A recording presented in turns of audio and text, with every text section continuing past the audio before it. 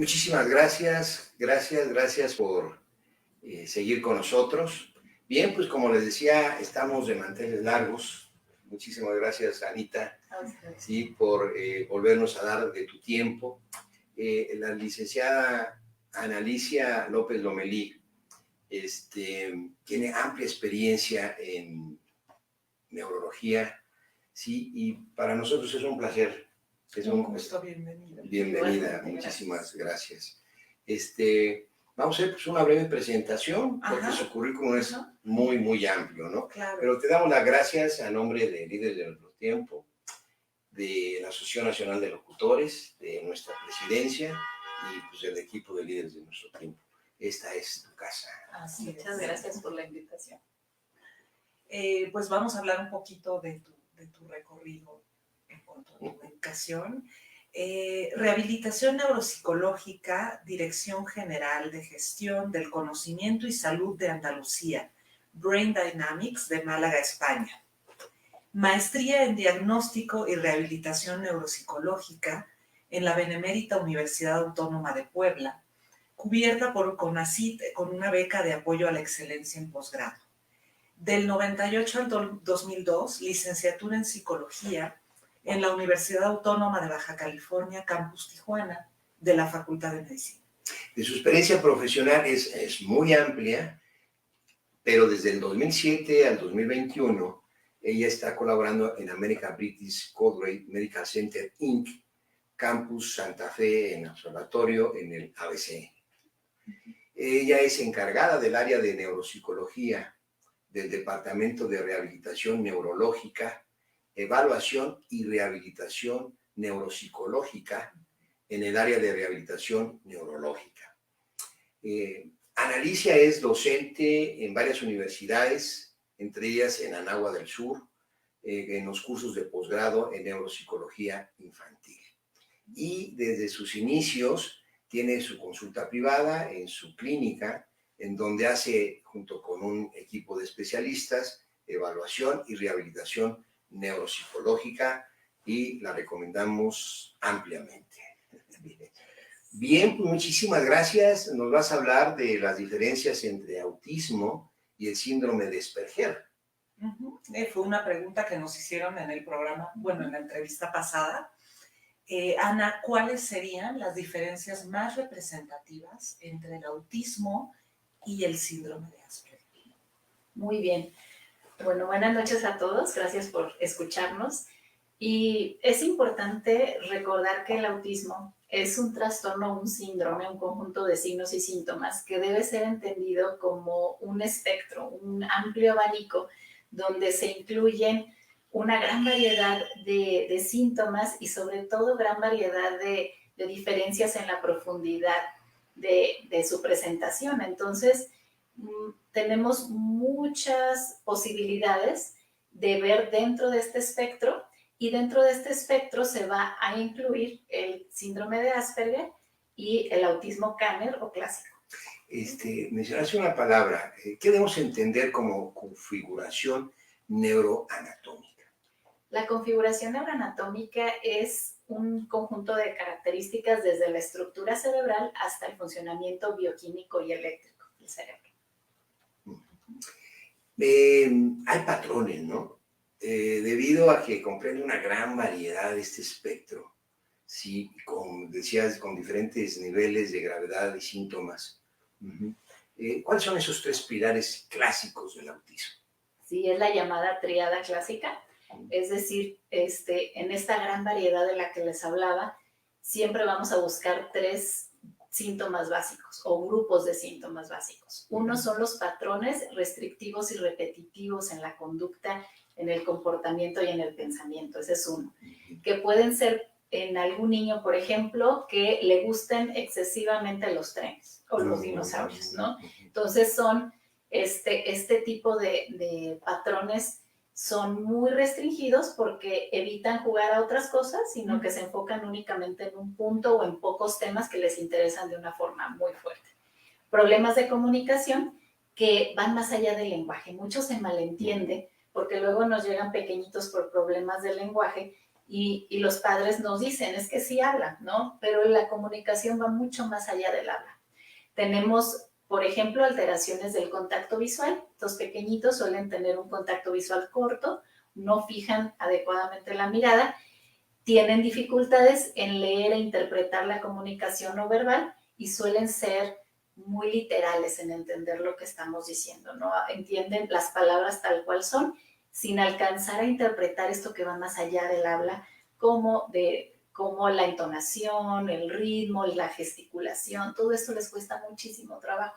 Entonces ahí es donde vemos estos problemas de comunicación. Ese sería nuestro segundo pilar. Y el tercer pilar son las dificultades de socialización. Suele ser uno de los primeros foquitos rojos, o bueno, dentro de los primeros focos rojos, que estos pequeñitos se aíslan. Les cuesta mucho trabajo el encontrar y el vincularse, sobre todo con los pares. Suelen tener amiguitos o hacer relación con adultos o con niños mayores o muy pequeñitos, pero justo de su misma edad es un tema. Se les dificulta. Repetitivo. Hay problemas de contacto visual, de comunicación, de socialización, de contacto visual.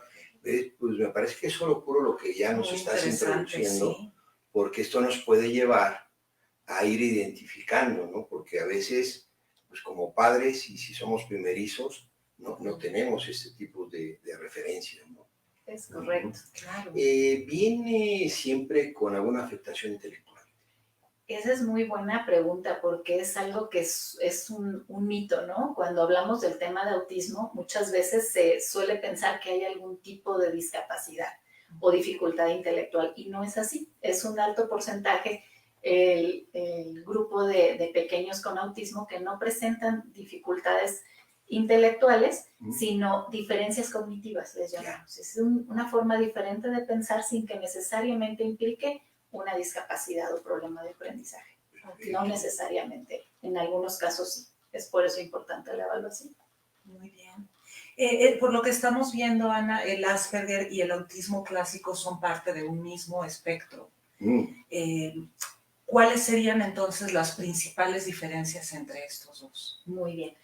Las principales diferencias es, si estamos hablando de este espectro, simplificando un poquito, pero con el objetivo de explicarlo, el autismo clásico tiende a presentar poco lenguaje, mucha limitación de lenguaje, en una alta proporción dificultades intelectuales o discapacidad intelectual y afectación mucho más notoria en la vinculación con el otro. Es lo que entendemos en general como autismo. Okay. Por otro lado, el síndrome de Asperger suele ser bastante confuso porque los síntomas vienen de la misma rama, sin embargo son más leves o sutiles. Entonces muchas veces se confunde con otros trastornos y estos pequeños y sus familias en ocasiones viven mucho tiempo para llegar a un correcto diagnóstico. En el síndrome de Asperger, entonces las dificultades intelectuales del lenguaje son menos acentuadas, lo que nos estás comentando. Correcto. Incluso en ocasiones no hay dificultades o en un gran porcentaje los pequeños pueden tener un nivel intelectual sobre la norma también. Ok. Sobre la norma, ¿no? Las principales dificultades que se presentan en el ámbito cognitivo, social y de comportamiento, ¿qué nos puedes decir? Como les comentaba, el diagnóstico en el caso de los pequeñitos con Asperger, ya que ellos sí empiezan a presentar lenguaje a diferencia de los pequeños con autismo, suele tardarse más, nos llegan un poquito más grandes. ¿Por qué? Porque hablan, porque se desenvuelven mejor, buscan un poco a la familia, tienen un poco más de intención comunicativa y puede confundirse. Entonces, nos llegan un poquito más tarde por problemas que suelen relacionarse con el comportamiento, cuando no buscan a los amigos o suelen tener muchos problemas en los grupos escolares, aparentemente no siguen instrucciones y este tipo de sintomatología es la que los lleva a tener una atención, ¿no? No tanto el típico autismo donde es muy notorio y rápidamente se busca o se sospecha que algo está pasando cuando el pequeñito ni siquiera nos voltea a ver o está totalmente aislado o no habla en una edad más avanzada. Entonces, aquí la parte de cognición social, es decir, cómo el niño entiende al otro, la emoción del otro y cómo se vincula con el otro, entonces es que nos empiezan a prender focos rojos en esos momentos. Oye, pues la verdad estamos muy, muy agradecidos. Te reconocemos tu capacidad de compartir tus conocimientos, porque me imagino lo que nos estás diciendo ya nos da ciertos elementos para poder identificar si nuestros hijos o algún familiar cercano tiene este tipo de situaciones. Y me imagino que como en cualquier otra patología, el diagnóstico temprano es importante, ¿no?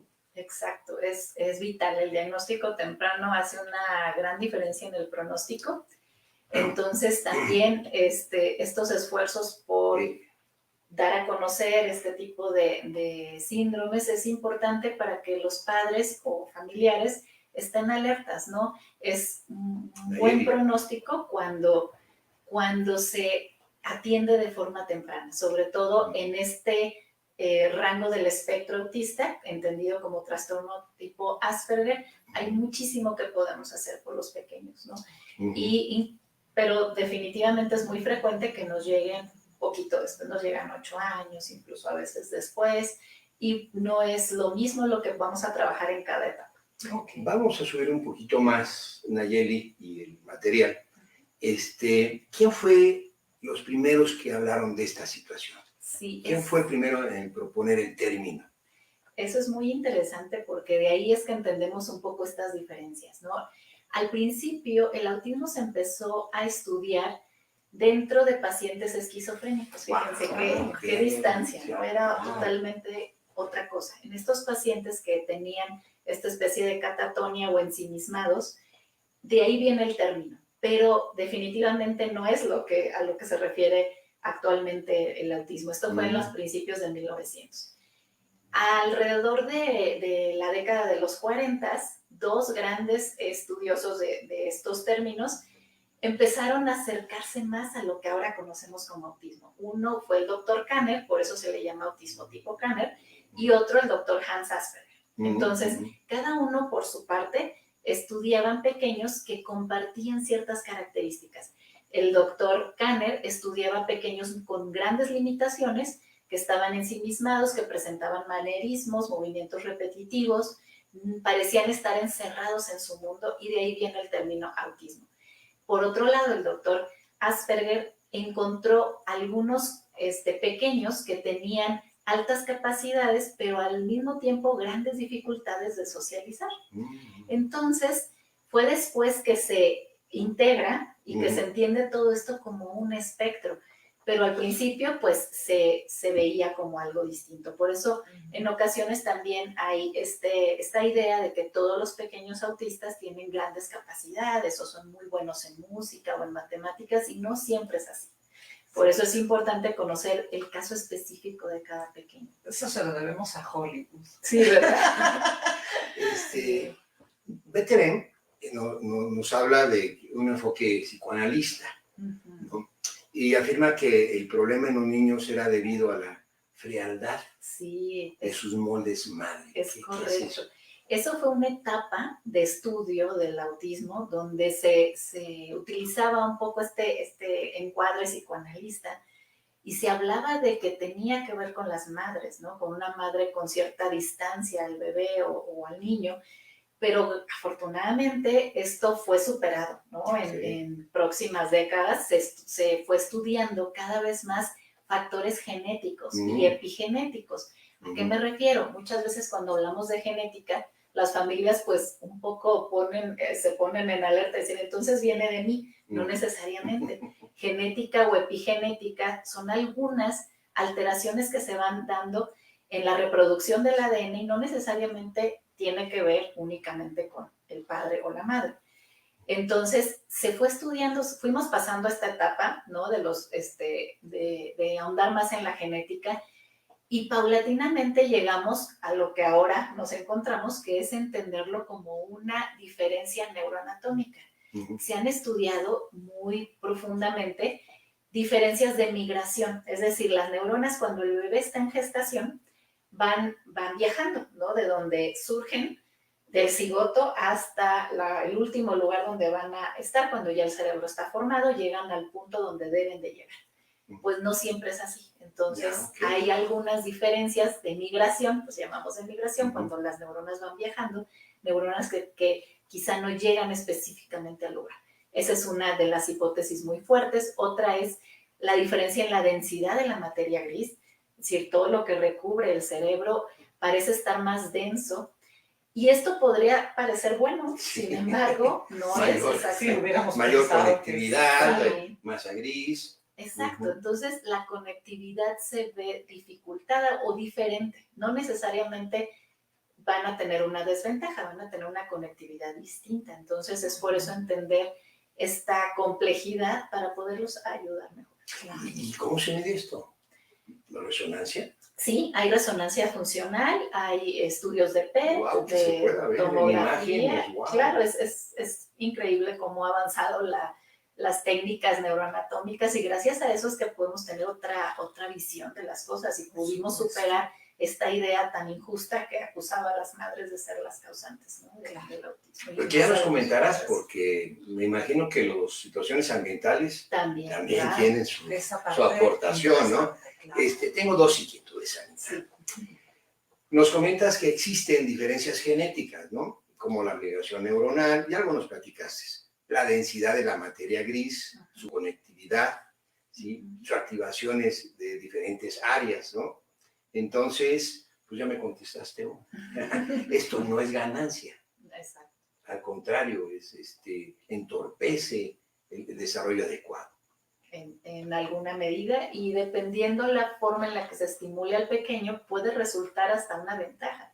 Esta forma de ver el mundo que tienen tan focalizada, tan intensa, tan específica, también en ocasiones podemos llegar a ver pues personas, grandes científicos o personas muy buenas en algunos aspectos, pero tampoco es bueno caer en el mito que siempre va a ser así. Es importante entender la particularidad de cada caso y entre más temprano, como les decía, pues mejor. Claro. Con Beni revisamos el material y nos sorprendieron dos cosas que nos estás comentando.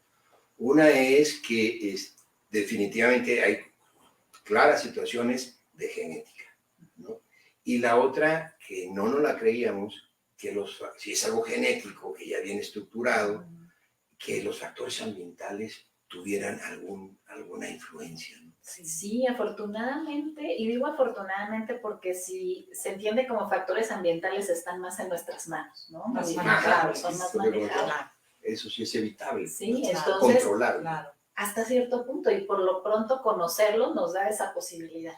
Entonces, hay investigaciones iniciando entre comillas, últimos años, sobre la correlación entre la microbiota o alteraciones de microbiota que se ve más frecuentemente en pequeños dentro del espectro autista. Perdón que te interrumpa. Sí. Para la gente que nos escucha, la microbiota intestinal, sí, que es como el conjunto de bacterias y toda la flora intestinal, ¿no? Entonces, esta parte apenas se está explorando. Todavía son investigaciones iniciando, pero bastante prometedoras en cuanto a lo que nos dan y sobre todo que encontramos que hacen una diferencia sobre todo en la hipersensibilidad, que es una de las características de los pequeños dentro del espectro, y la ansiedad. O sea, puede el manejar estos aspectos de alimentación puede dar una variante en eso. No vamos a pensar que esto va a revertir un trastorno o un síndrome. Sin embargo, sí puede hacer algunas variaciones. Entonces, ahí hay hipótesis interesantes para entender más de cómo podemos ayudar, cómo podemos mejorar una sintomatología, ¿no? Obviamente es exponernos a medicamentos, a la contaminación, ¿no? A metales pesados, excelente. ¿Qué más nos puedes comentar sobre las situaciones ambientales, la cuestión de... Me dices que no llegan a alterar las situaciones de ADN, ¿sí? Pero sí ocasionan ciertas afectaciones. Así es. Por ejemplo, dentro de podrían nombrar varios medicamentos, pero algunos de los más conocidos No, está muy bien. que a la exposición puede aumentar el riesgo sería el valproato, ácido valproico. Se ha demostrado también en exposición a pesticidas en algunas comunidades que viven cerca de áreas donde están muy expuestos. Se ha estudiado que tienen mayor porcentaje. Entonces, a pesar de que esto todavía se necesita seguir demostrando, tenemos ya un material importante para poder entender que también estas situaciones pudieran participar. Factores de riesgo, lo veíamos en tu material. Ajá. Más adelante. ¿Nos comentas algunos factores de riesgo? Por ejemplo, algunos factores de riesgo sería la edad, ¿no?, de los padres, especialmente de la madre primigesta, es decir, que sea su primer hijo mayor de 35 años a 40, sube un poco el porcentaje, el peso muy bajo en el bebé, menos de 2,5 kilos, también tienen un mayor porcentaje de probabilidad. Y tener algún caso en la familia, que también ya nos vamos por el lado de la genética, ¿no? Sube el porcentaje. No es una ley que vaya a ser así, pero sí sube el porcentaje. Ana, ¿hay signos de alarma? ¿Cómo saber cuándo debemos acudir por ayuda profesional?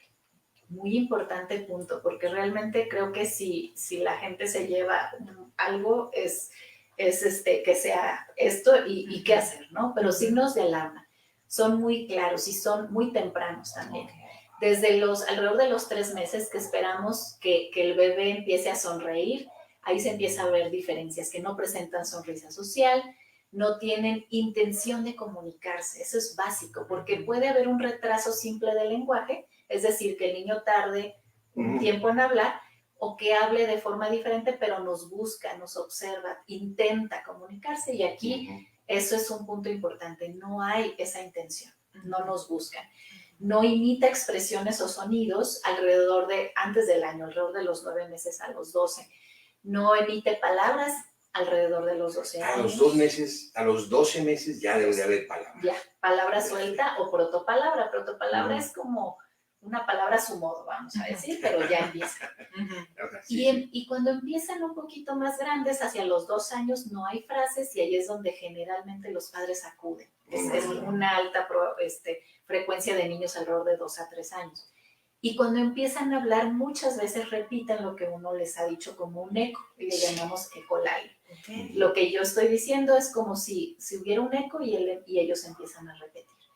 Y en el juego es algo muy importante también observar el juego de nuestros niños, de los pequeños, nuestros alumnos. Evitan la mirada, no tienen fijación, es decir, se concentran más en los objetos que en las personas, incluso que en otros niños. No realizan juego simbólico, este juego donde el niño simula que está haciendo algo, o toma una piedra, por ejemplo, y hace como un coche. Es poco frecuente que hagan esto los pequeños. Y sobre todo hay un punto bien importante que me gustaría que quedara muy claro. En algunos casos, no en todos, pero en algunos casos, antes de los 2 años, alrededor de los 18 meses, hay una regresión del desarrollo. Y que haya una regresión del desarrollo debe ser un gran foco rojo. Puede haber varios motivos, no es el único, ¿no?, que el niño esté dentro del espectro, pero en algunos casos dentro de este espectro, los chiquitos iban haciendo cosas, iban diciendo palabritas y regresan. Entonces, ahí es importante acudir a atención. Una pregunta, ¿es únicamente esta regresión en cuestión de lenguaje y comunicación, o también hay una regresión como en cuestión biológica, más bien física, de control de esfínter? Pues generalmente es en lenguaje, es en comportamiento, en juego, es donde más lo vemos, ¿no? Perfecto. Tienen estereotipias, o sea, que veamos que empiezan a balancearse, a hacer movimientos repetitivos que no tienen una función. No tiene una función más que estimularse, ¿no? Les gusta hacerlo y lo hacen de forma repetida. Hipersensibilidad o hiposensibilidad, es muy frecuente ver pequeñitos que se tapan los oídos. La hipersensibilidad auditiva es de lo más frecuente que tenemos, aunque puede ser visual, y puede ser también la ropa. Hay ropa que no la soporta, ¿no? Les incomoda, se quitan mucho los zapatos. Entonces, esta parte de la sensorialidad es un área que también ha crecido bastante. Pero el diagnóstico es clínico, es decir, Nosotros como especialistas tenemos que usar una serie de pruebas para especificar el nivel, para especificar las áreas fuertes y débiles de los pequeños, pero básicamente es clínico. El diagnóstico lo puede hacer un neuropsicólogo, un psicólogo educativo, un neurólogo, un neuropediatra. Okay. El diagnóstico temprano, lo decíamos, es bien importante, ¿no? ¿Qué recomendaciones nos podrías dar?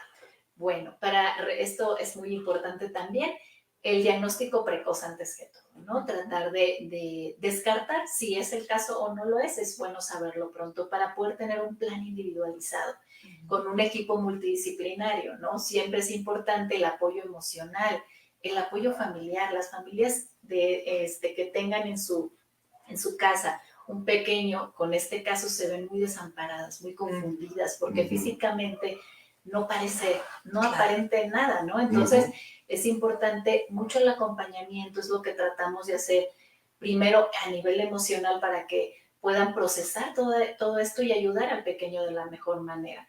Y tener un ambiente estructurado en casa, porque estos pequeños pueden funcionar perfectamente cuando las cosas son predecibles. No siempre lo van a hacer, también hay que ayudarlos a lidiar con la impredecibilidad, pero si tenemos un ambiente ordenado nos va a ir mucho mejor. Evitar presionar a los pequeños para que socialicen, no hay que forzarlos, hay que motivarlos, pero no hay que pelearnos con ellos para que hagan constantemente esto. Buscar el contacto visual, fomentarlo sin presionarlo, lo mismo. Y favorecer a que intenten nuevas actividades, ¿no? Excelente. Anita, muchísimas gracias. Se nos fue el tiempo. Qué triste, se acabó el tiempo. Por favor, ¿dónde te pueden localizar? Bueno, ahí, por ahí dejé mi celular, para consultas. Estoy dando consulta en el Hospital ABC y formamos un equipo multidisciplinario acá en consulta privada, en TAPTA, y de forma particular. Entonces, mi celular es 55 21 07 36 34. Por ahí podríamos agendar cualquier consulta para información o para una evaluación más específica. Benny sí lo grabó y nos lo va a decir nuevamente el teléfono. Con todo gusto, y además me voy a permitir compartir los datos de Ana en nuestra página de líderes de nuestro tiempo de Facebook. Nos llegaron muchas preguntas. No, a pesar de lo tarde, no vamos a dejar ir a la licenciada, les vamos a contestar. Muchísimas gracias por su tiempo. La verdad, sobre todo a ti, Anita, muchísimas gracias a ustedes por escucharnos y nos vemos el próximo martes por acá. Claro que sí. Muchas gracias. Hasta la próxima.